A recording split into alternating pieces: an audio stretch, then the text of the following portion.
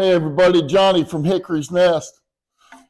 We wanted to touch on a couple of the projects that we make around here, the versatility of our cutting board tray design that we have, and they are in several different shapes, sizes, makeups of wood, but it's utilizing a cutting board on the back and a tray on the front, which is great for serving at parties, whatever, backdoor grilling.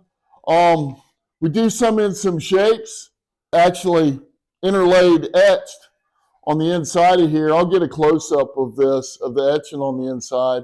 It's really cool. It's a neat design. It's just something different. But as well, it's a cutting board on the back side, serving tray on the front. We use a lot of hickory wood around here, Hickory's Nest. Here's a little smaller piece that we make here. Simple cutting board on the back and tray on the front.